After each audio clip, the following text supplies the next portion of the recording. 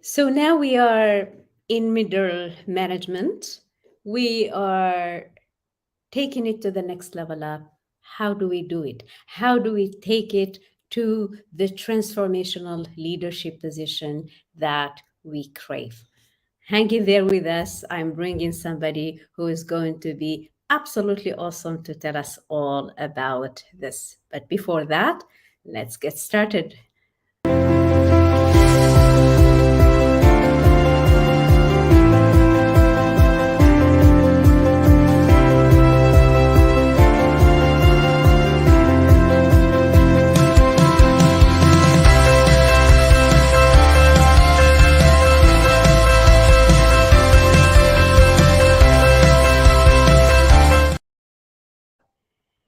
Hello, hello, good evening, everyone. My name is Dr. Nabila Diab. Super delighted to have you all tonight with us, co founder and CEO of Transformative Consulting and leadership coach. And I'm super delighted tonight because I have something absolutely special for you.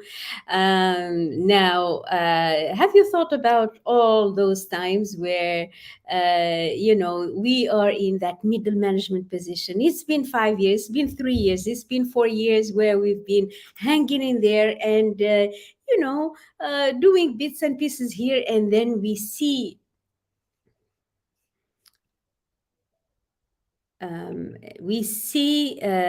ourselves taking that leadership position, yet we are not so sure about. Tonight, we are going to go over the checklist for engineering a transformational change into your leadership position. Now, tonight, my guest, I'm going to bring her on the call, and then I can introduce her to you. Basically, this is Miss Naheed Khan. You can say hi, Naheed, to everyone in here. Everybody. Hello, everybody. Naheed is the co-founder and CEO of Future Wits. She's an award-winning transformational coach, NLP practitioner, transformational leader, learning and development consultant, and she's been facilitating lots and loads of organizations and governments change. She comes to us with 21 years of experience in people development and big names: Tati, Emami, Adani, Batil. That's my favorite one. If you are talking about the coffee shops, that's my Oh, I love them too. I love them too. Sidra Capital, Safinat, Bin Dabi, Bin Dahi, and Oromia International Bank in Ethiopia. Of course, she is the CEO of her company Future Wits and specialized in SMEs, small and medium, enterprises and corporates in the Gulf region. She's based in Dubai, providing companies with simple but robust solutions for leadership development. I can't get enough of this. So let's get started without any further ado. So, when I introduced you, facilitating change is really really key here. I've always been fascinated by how people navigated change. Give us a little bit of a background, Nahid. What did that mean? Like, if I'm a company and I invite you to do some kind of change in my organization, what does that look like?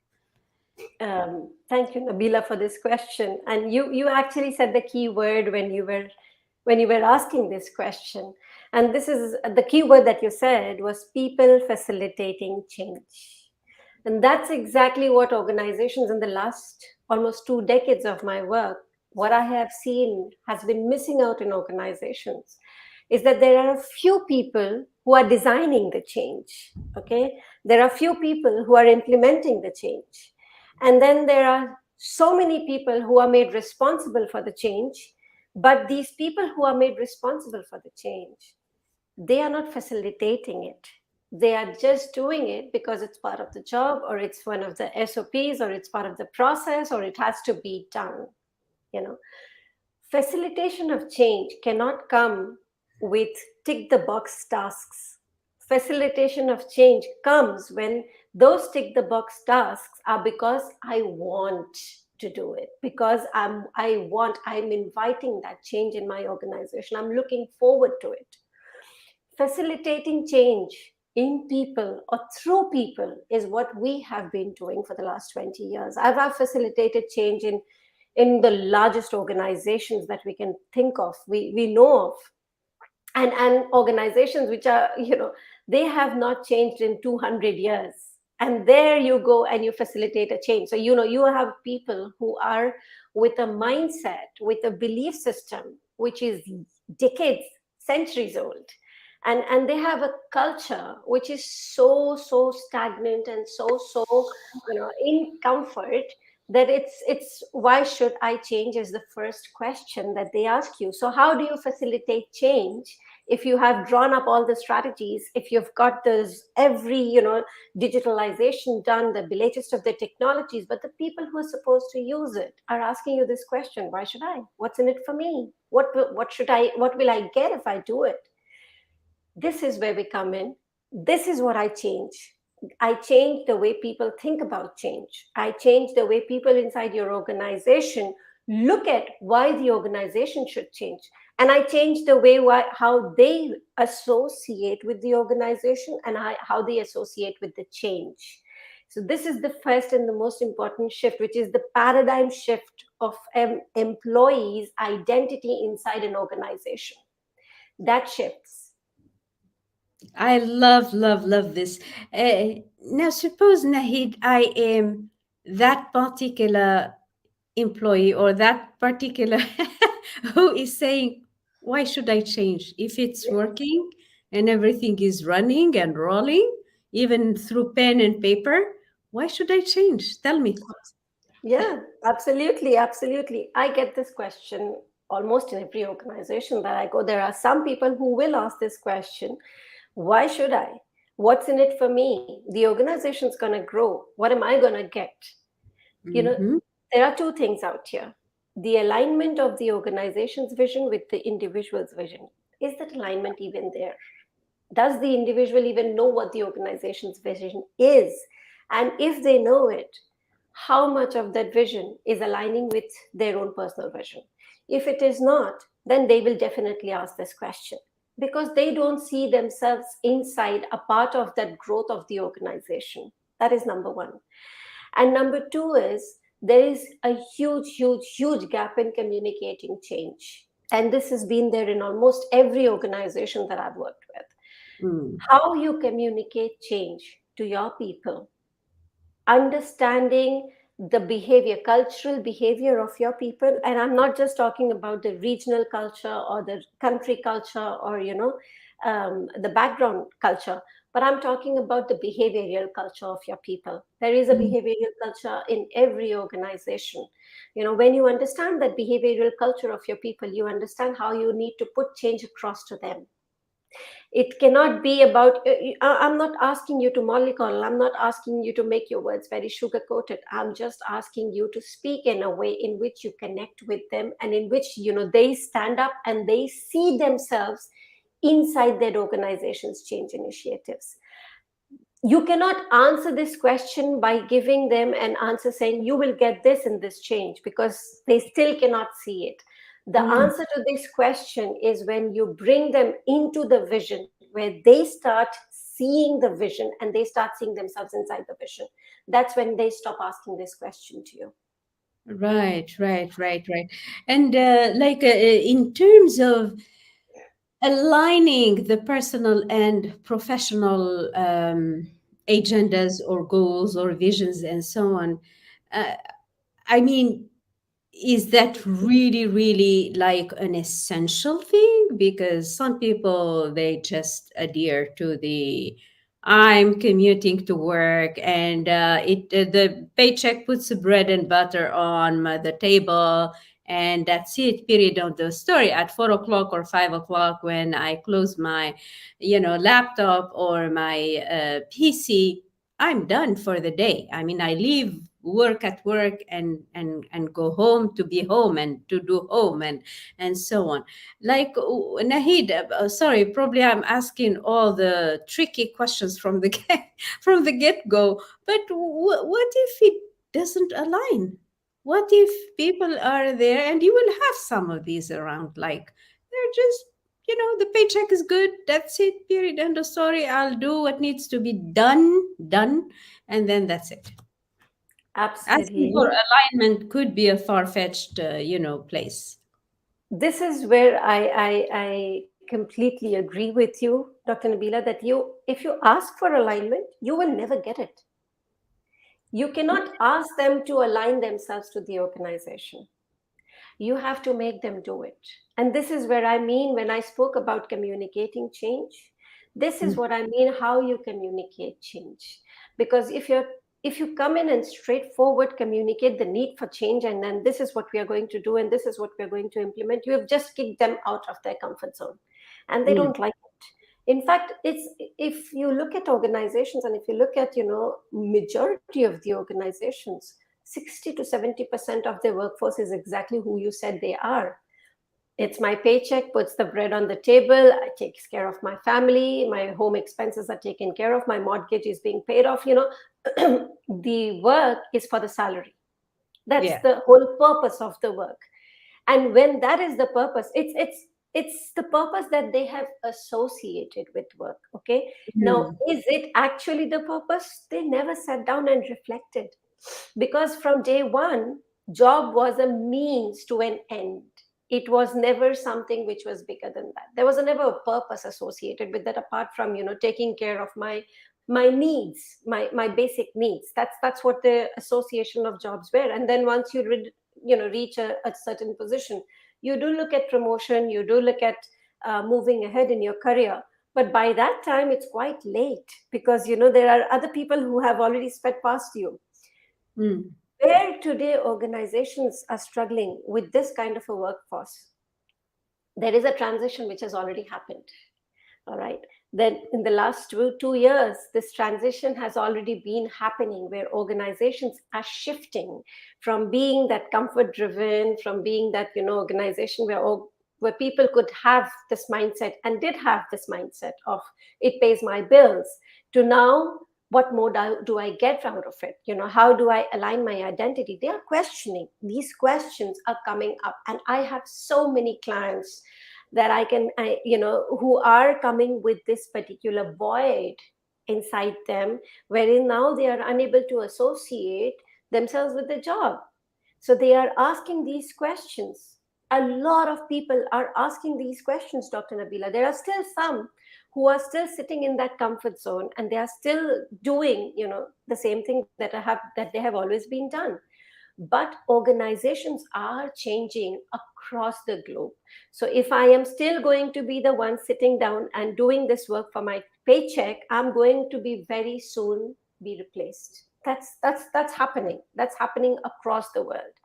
we want interesting. people we want people, organizations want people who are who are taking initiatives, who are coming up and putting their contribution inside organization. Yes, we also need those workers who come and just do the the tasks assigned, the tick box jobs, because yes, of course, it is important for the next level of work. So everybody has got a significance in an organization. Every job has got a significance in an organization. How the organization communicates this significance to the people, and how they make them align themselves, their vision, their contribution to the organization, is going to make all the difference. So here is where the communication strategy inside an organization, the leadership communication and communicating change becomes so important inside organizations, when we are talking about bringing these people into that paradigm where they are not thinking about this being just a means to an end, but thinking beyond, thinking with a purpose. Right, right, right. When you were talking about, there is a paradigm shift in the way, we do jobs and everything. And you said it's been 2 years that the shift is happening. Just curious, Is that connected to COVID, and what happened? Was COVID one of the drivers, one of the levers, so to speak, for that change, or it has nothing to do with it? To be very precise, this change has already been in the system Emotion, huh? before COVID. Okay, it was happening. It was Mm, happening. People were transitioning, organizations were transitioning, but the pace was comfortable. It was nice and slow, and there were transition plans, and it was being done gradually. But this paradigm shift had already started approximately, a decade ago. I could say, because a decade mm, ago is when we actually started seeing a lot of work happening in this particular domain. mm, What COVID did was it gave people the time to sit and reflect and ask a lot of questions to themselves. Everybody. Those couple of weeks that we were all shut down and we were all locked up and we were all locked in, people had a lot of time to reflect on a lot of things. A lot of mm, questions came up. A lot of realizations have come up for people. And what we have seen is that even when after COVID, they immediately we didn't go back. There was a new system which was being put in, which was where how people were working. And now when they are being asked to come back, the hesitation is here. They don't want to go back to the old. The shift has already happened. People don't want to go back to the old. People want to have what they had before, but they don't want to have the same environment.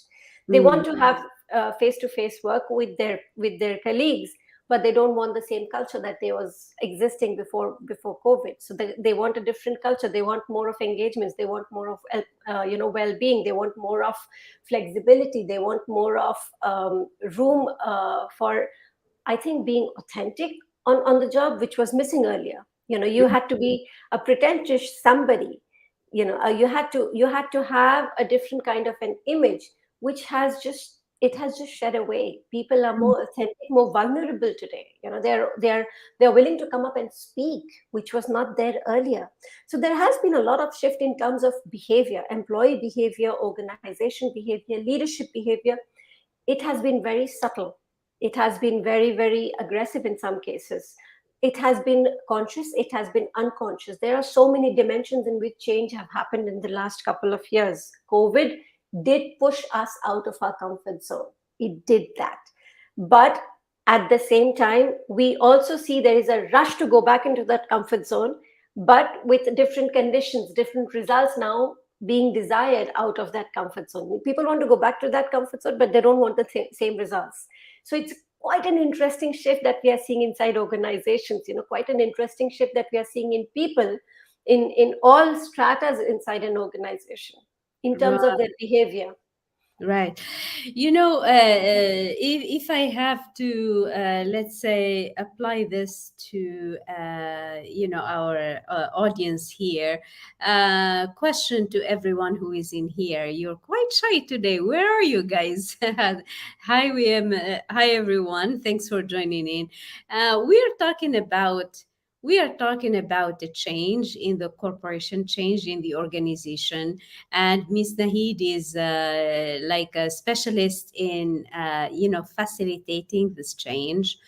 And what just to summarize what we've been talking about is that there has been change underway anyway when COVID hit, but what COVID did was accelerate and probably push everybody over the edge, and and have them choose to do something. So, for you who is listening to us here live on YouTube, LinkedIn, and Facebook, where do you see the change in your organization happening? Where do you see mostly, like, or let's say over the past 2 to 3, 4 years, let's say a little bit before, it wasn't so visible before COVID, but probably COVID made it super. Where do you see the change happening in your organization? I mean, there are some. Has it become like? Are you more selective in terms of the organization you want to choose? Has COVID made it like important that you work in an environment that you want. Has a change in the organization become an essential element? Can you see, like in your organization, certain things happening such an archaic way, just as Nahid was describing earlier, that you say, man, this is time for a paradigm shift, for change? What do you think? Is it time for change, or so I know these are many questions, but I want to connect with the topic for tonight's session, which is the five pillars. If somebody has been in middle management and has an eye on just preparing myself for senior C-suite leadership positions, what does it take? I mean, the literature abounds with, oh, you need this, you need this, you need this, maybe you need that, maybe you need that. Of recent times, the World Economic Forum report showed like just a list of things that have to be there for leaders to be able to accomplish, and I'm going to go over them. But the five pillars, or the five important things that a leader has to acquire in order to kind of differentiate himself or herself from the pack. Because as you said earlier, probably around more than 80% will not adopt the change. There's just your selective few who are bound, or who are called on to engineer or facilitate this change. What do they need to have first, Nahid? What do they need to, like, suppose I'm selecting a few, I'm headhunting a few in the organization to prepare them for leadership position. What's the first thing I'm interested in helping them with? What's the first pillar for leadership? The first and the most important pillar for leadership is self awareness. There's nothing that can happen if a leader is not aware of their own strengths. And I'm not talking about a SWOT here. But when we talk of self-awareness, people usually tell me, "Oh, I've done my psychometrics, and I've done this particular assessment, and I've done my SWOT, I've done my Gallup strengths, and these are my strengths." Yeah, this is something that somebody has come and told you. Mm, Very good. How much have you found out about yourself? How much have you reflected and discovered about yourself? Self awareness is not just about doing those assessments and getting those assessments and getting yourself assessed and getting yourself categorized in boxes of who you are. Self awareness is know yourself. How are mm, you thinking? What's your thinking pattern? Are you somebody who's optimistic thinking? Are you somebody who looks at problems from a different perspective? From what perspective? First thing, forget about different. From what perspective do you look at problems? And what do you do after that? What is the pattern in which you think? Knowing also what is the entire meaning, purpose associated with whatever you are doing, the mhm, work that you do, not where you are doing and what work you are doing, you know but what you are doing in terms of what it does to you. Whatever it is that you're doing, what it does to you, is it only a means to an end, or does it have a bigger purpose? Does it give you much more than just financial means, or taking care of your needs? Does it bring you some kind of a contentment? Becoming aware of these things, if you look at the Johari window, I would say increase your arena as much as possible on the all other three aspects, all the other three windows of awareness. Grow your self awareness, because till the time you don't grow your self awareness, you cannot lead anybody to become a better person, a better team, a better performer. Because if you don't know who you are, how can you tell anybody how they can become better? Okay, because till the time you realize that, okay, these are this is how I think, this is what my mindset is, this is what my beliefs are, this is what my perspective, my perceptions are, this is how I communicate with people, this is how people understand my communication. If I am not able to understand, realize those things, how do I grow myself? And if I do not grow myself, what am I influencing people with? Just my words or my position or my Mm, title? Because those titles, those positions, they do not influence people. You enforce people with them. You don't influence people with them. You don't mm. inspire people with them. So for a person to get into that place where you can become a transformational leader is one who inspires, who influences, who motivates, who can show people a purpose, who can show people a vision. And it's not about writing a vision on the board, this is by 2030, this is where we will reach, but actually showing a vision which people can see it inside their head as a reality, and living in that reality of that vision. If you're somebody who can do that, I mean, I'll give you a small example of something which Steve Jobs used to do, in Apple is one of the biggest examples of transformation organizations. People, an organization which was a disruptor, an organization which was an innovator, and an organization which actually transformed the way we look at phones today, the way we look at usage of a phone and what it means in our life. It's completely transformed that. How did he do that? The we've all read about these concepts of reality distortion and visualizations and vision board and all of those things, but the bottom line, it comes down to beliefs.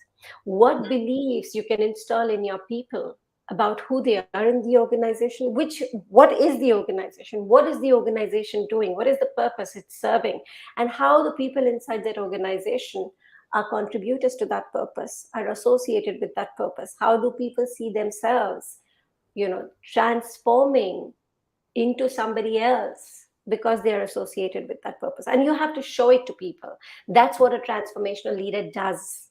That's the first thing that the transformational leader needs to become aware of, that how are they communicating with their people? Are they communicating an enforcement, or are they communicating an influence?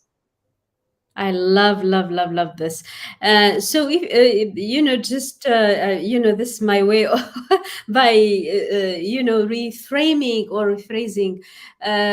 So to transition into a transformational leader, like from the previous question, you not only need to be self-aware of who you are, you're gonna need to be aware of how you think, what's your purpose, what's your vision and everything, but also in a second stage, you need to be aware of the bigger picture in your organization. And the third step is you are able to step in and explain it, inspire others into accepting it, adopting it, adhering to it, and start, adopting it in their daily life. So it's not only a matter of conceptually knowing about the vision and it, but it's about communicating it. And how many times have we seen, leaders fully imbued, so to speak, with their vision, yet the people out there in the office area, they they don't really, they can gather. You ask them and they say, I'm just doing what my senior, what my upline is giving me, and that's it. True, true. So here, instead of talking about a team, we are talking about a group of people who are doing their doing. Does it mean we have a team? No. No. But so can you? So we talked about self awareness. We talked about communication. What else? What else is really key to to transitioning into a leader? If I look at the five pillars that I usually work with when I work with leaders on transformational, especially transformational leadership, transformational mindset, of course, the first one is self awareness, where we need to become aware of our mindset, of our attitudes, of our beliefs, of our perspective. The second one is self leadership. How much of all of these beliefs, all of these attitude, all of the mindset that I have, how much of it is I willing to change? Mm, How much of it is I'm willing to question, and I'm willing to shift into or change into a different perspective or adapt to a different perspective? How much flexibility do I have to to change, understanding that and leading myself through that change. The third one is know people, because a leader is nothing without their people. There is no leader without people. And to Right. lead people, especially when we are talking about change, especially change, and especially today's day and age, to lead people, you need to know people. You need to know. I'm not asking you to become a psychologist or go and study human psychology, but I'm saying, human beings are very simple beings. And every human being has got the same kind of patterns. There's a same kind of pattern. We all have uniqueness in those patterns, but the patterns are the same. The way we function is quite simple. It's quite same. The way communication behavior of humans are, it's quite simple. It's quite same. So having that understanding of human behavior, of how people are influenced, what influences people. There's a beautiful book by Marshall Goldsmith called Triggers, and it really brings this out, how people are triggered and how this triggers lead into your leadership going into a completely different direction when we're talking of, especially when we're talking of transformational leadership. So how do you know yourself, lead yourself, know others, so that you can lead others with Mm. influence, with inspiration, with a vision, not by enforcement, not with your title, but with your personal leadership, personal power of leadership. And then the fifth one, which is the most important one, is that leaders need to keep evolving. I find so many leaders who stop this. And I'm Mm. not talking about going for different certifications and different courses to different universities. Mm. That's not the evolution I'm talking about. But talking about the evolution of you shifting your paradigm, you questioning your own reflections, you questioning your own perspective and perception.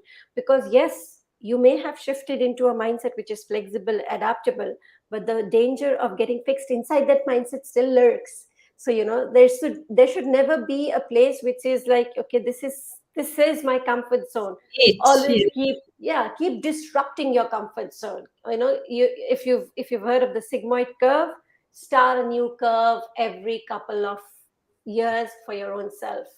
Never ever let your curve become reach the stagnation point without a second curve actually being started for you.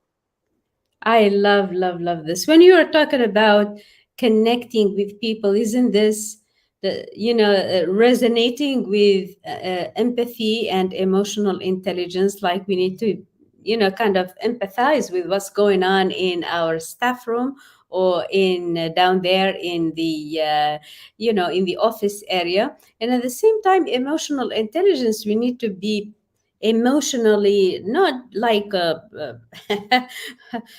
drama or anything, but in the sense of being cognizant and aware of the emotional, stages or maybe phases, or what the staff room is going, through, in such a way as you can troubleshoot, or even being aware of the emotions and the phases connected with change. Change is just as you described it. It's a bell curve. There's a beginning, there's a climax, and there is, and it's, up and down. But if we understand these, then you can understand the people who are out there and how they are acting or reacting or responding to what you are doing.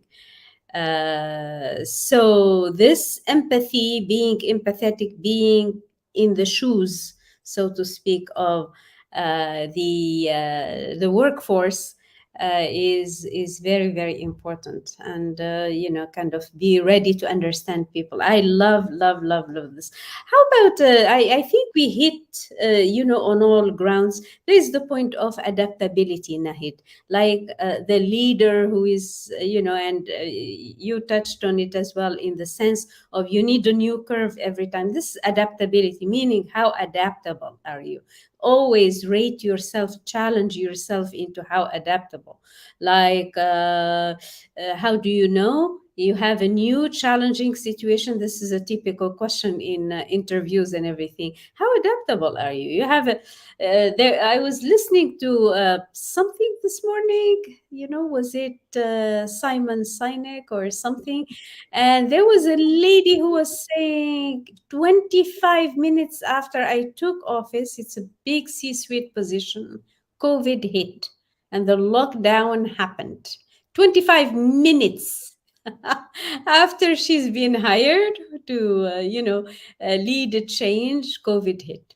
So can you imagine, like, it's a total. I remember even I was in a position as well, and all of a sudden at university, and all of a sudden I remember that morning I was going to do a TEDx talk in one of the chapters in here in Saudi, and we had classes underway at university, and then all of a sudden, like at night, I was preparing my my little suitcase because it's a 1 day trip to that place to do the TEDx talk, and then the news flash, nobody comes to university premises or anything, stay at home. And I said, oh my god.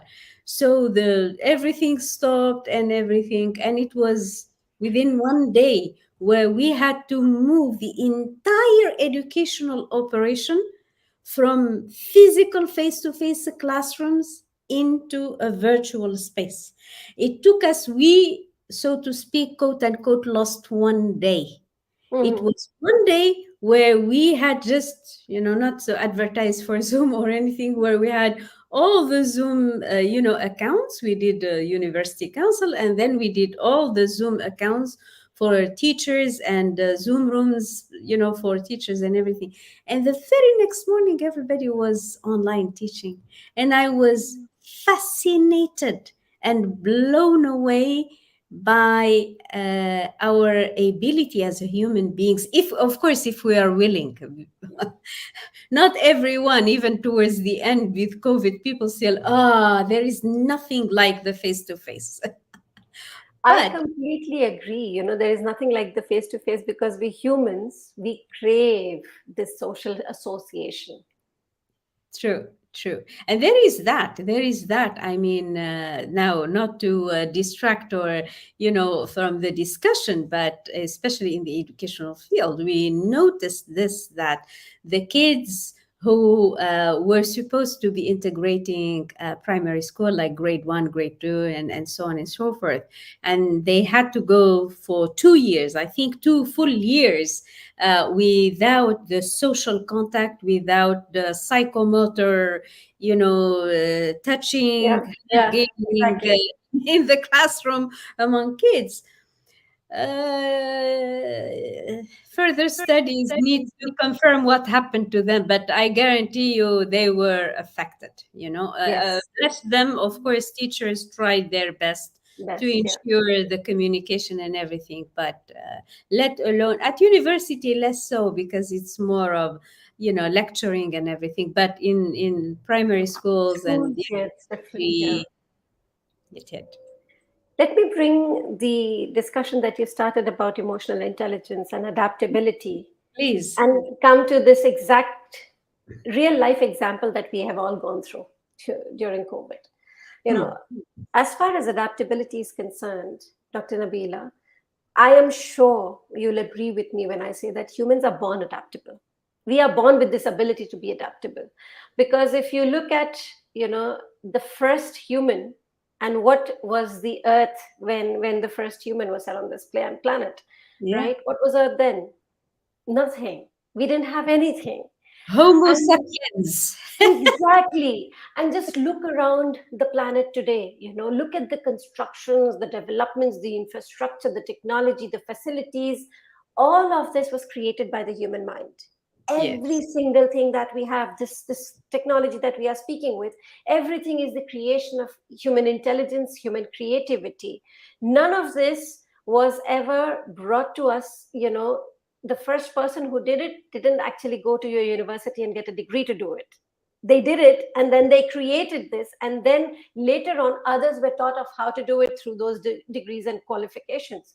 So we've always had evolution happen naturally with us. We've always had adaptability happen naturally with us. It's only the fact when we tell people you need to change that they go a step back and say, oh, why should I?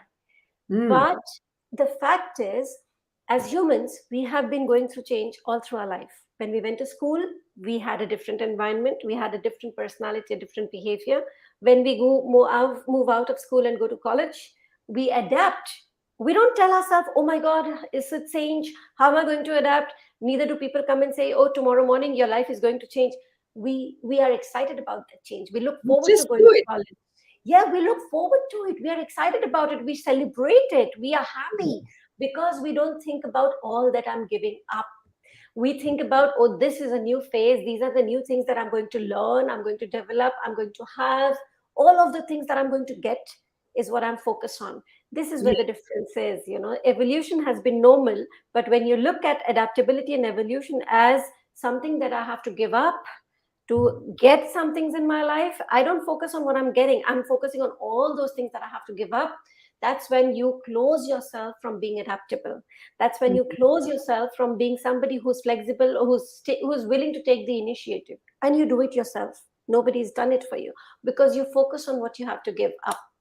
Maybe the management also communicates in a way where the management is focusing on all of these things that we are going to stop doing. So you focus on what you have to give up.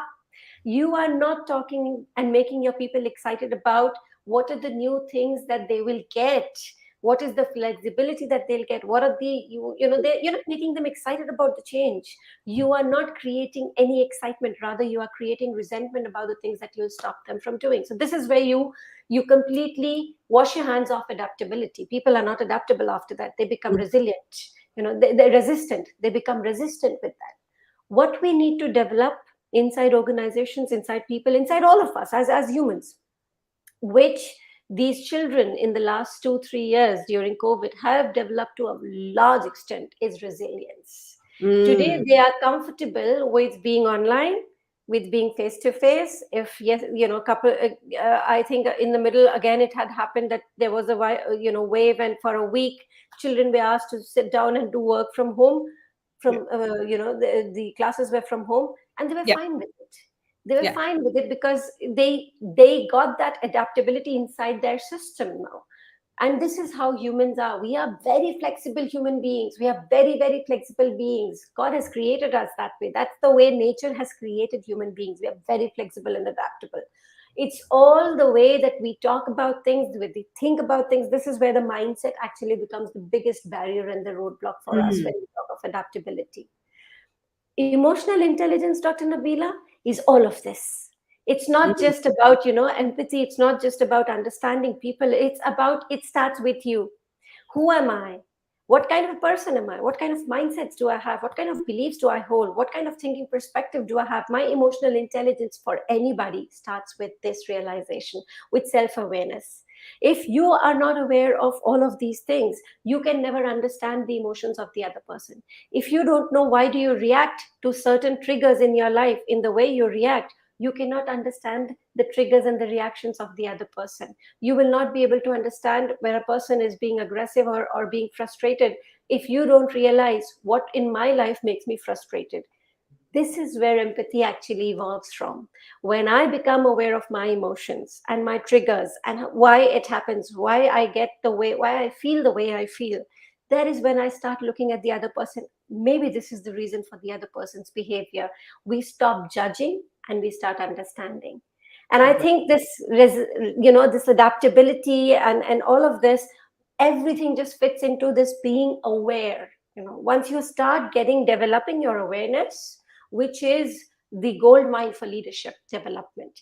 If there is no awareness, there is no development. You're just adding qualifications and certifications and credentials to your name, but you're not actually developing. I love, love, love, love this. Earlier on, you touched on how a leader makes you feel, and I love that definition, which is like a leader, it's in the way he makes you feel about yourself.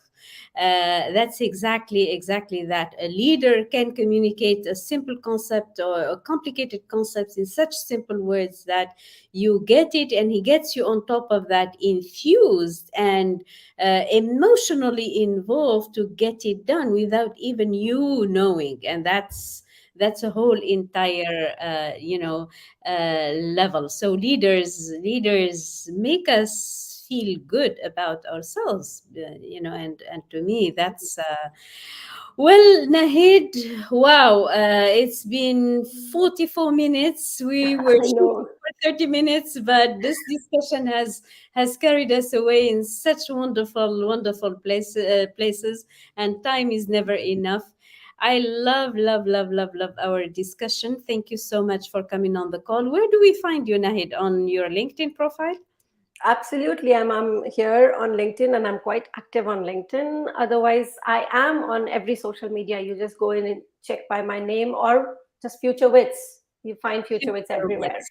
Yes. Amazing, amazing. A couple of days ago we had a master class, and people continue to ask for it and to ask for, please let's do it again. It's about how, to achieve a quantum career, jump, so to speak. It's the age of quantum physics, right? Yes, And of quantum course. leaps and quantum everything. So for those who missed it and would love to have the replay, please write in the chat box hashtag replay, and we will make, or hashtag quantum, as you like, and then we can make a point of sending you the replay on how, or the art of achieving a major or a quantum career jump. This was the masterclass we did last week, replayed the 3 times. We did it live the 3 times, and it was so, MashaAllah. yes. And still people are saying, oh, I missed it. So hashtag replay or hashtag quantum, and we will say it's available. The replay is available for just a few days to come. So catch it in there with hashtag quantum or hashtag replay. Well, Nahid, this has been an absolute pleasure to have you on my Saturday Night Live. Thank you so much for sharing your wisdom and coming on the call and sharing your wisdom and your knowledge. The last few words, Nahid, is there anything you want to share with the audience? It's Thank you so much, Dr. Nabila, for having me here on the show. It's been my pleasure, and I loved having this conversation. In fact, I love any conversation which revolves around change and this is my greater purpose. It's not just about doing this consultancy and helping organizations change, but I know that humans have this ability inside them of being infinite when it comes to evolution, Mm, evolving into I won't say the person that they are destined to become, because we keep on evolving every day. We mm, have the capacity to grow beyond what we destine or what we believe that we can become. If you don't keep those barriers on yourself, there's infinite potential inside every human being. And my purpose is to help people just break those barriers which stop you from discovering those infinite potential. Now, whether it's an organization where people are there, whether it's leader who themselves are limiting themselves, because the fact is, happiness for humans is when you are actually living your potential. And this potential has got nothing to do with work, only work. This potential has got to do with you as an individual. When you are living your potential, that is when you're living your contented life, because that potential is always associated with what is the meaning, the purpose of your life. It's not just about meaning and purpose of your work, but there is a greater meaning for which we exist, and this is unique to all of us. When you are with that, you are in a completely different zone of mind. I won't even say state of mind, it's a different zone of being, of existence. And from that place, the world is an amazing place. It's not being what we call today toxic positive, but it's actually being in a place where you are creating, which is what human beings can do. We've created so many things. We can, the creator has given us the ability to create on this planet, and we can create, but we only need to get out of those blocks which we put on ourselves. Nothing is impossible. Possible is everything. That's what I would like to leave with. Everything is possible. You just need to find a way of how to do it. That's it. I love, love, love this. The potential is infinite, and I am infinitely grateful that you came on the call with this message and this impact. Naheed, as always, my friend, thank you so much. I My uh, pleasure. loved this exchange, and I look forward to further one on this. If you have questions for Naheed or for myself, this broadcast will stay on my, news feed. So feel free to grab it, ask us questions, ask for the replay if you missed the masterclass, and I'll see you around in the upcoming session. Have a great, great evening, everyone, and we'll see you around. Bye bye. Bye bye, everybody. Have a great weekend. And thank you, Dr. Nabila, once again. Absolutely my pleasure.